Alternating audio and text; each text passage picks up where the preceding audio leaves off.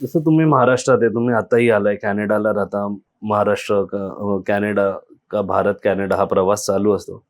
काय अशा गोष्टी आहेत कॅनडाच्या चांगल्या, ज्या महाराष्ट्राच्या का मराठी लोकांनी इकडे अडॉप्ट केल्या पाहिजेत का वापरल्या पाहिजेत?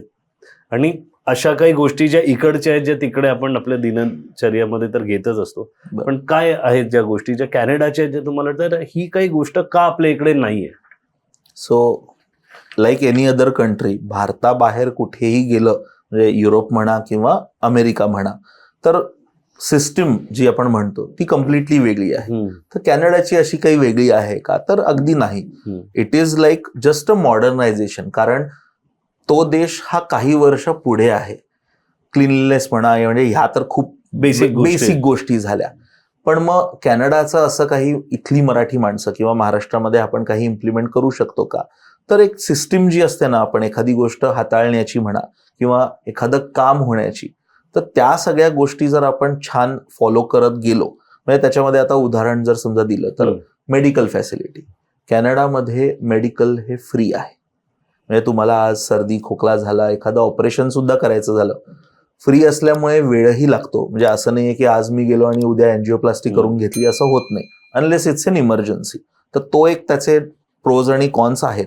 पण जी हेल्थ केअर सिस्टीम आहे किंवा इन जनरल आम्ही टॅक्सेस भरपूर भरतो. म्हणजे कॅनडामध्ये मला वाटतं हायेस्ट टॅक्सेस आहेत US पेक्षा सुद्धा जास्त.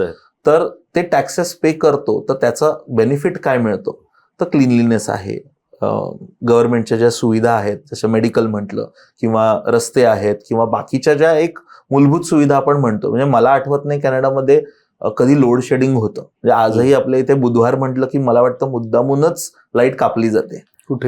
कुठेही महाराष्ट्रात काही ठिकाणी कापली जाते. महाराष्ट्र गेले काही वर्ष, जेवढं मला माहितीये, कमेंटमध्ये शिव्या देऊ नका, पण गेले काही वर्ष महाराष्ट्रामधलं लोड शेडिंग हे मोठ्या प्रमाणावर गेलेलं आहे.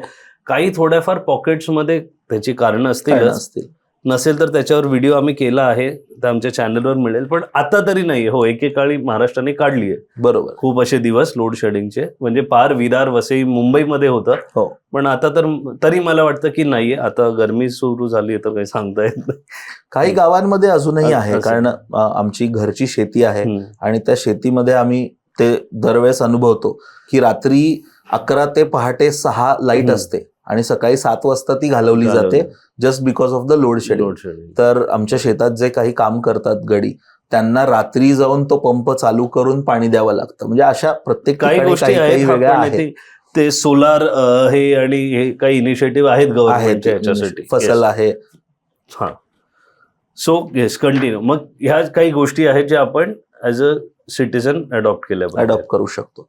आणि महाराष्ट्रातल्या बाहेर काय नेऊ शकतो?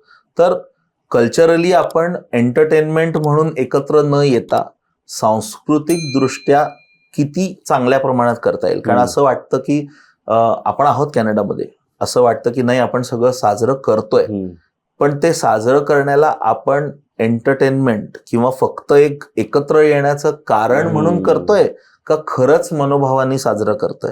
कारण आजकाल असं होतं की अरे गणपती आहे, दिवाळी आहे म्हटलं की गेट टुगेदर्स आणि पार्टीजचं प्रमाण आहे. तर ते भारतातही आहे मी म्हणेन.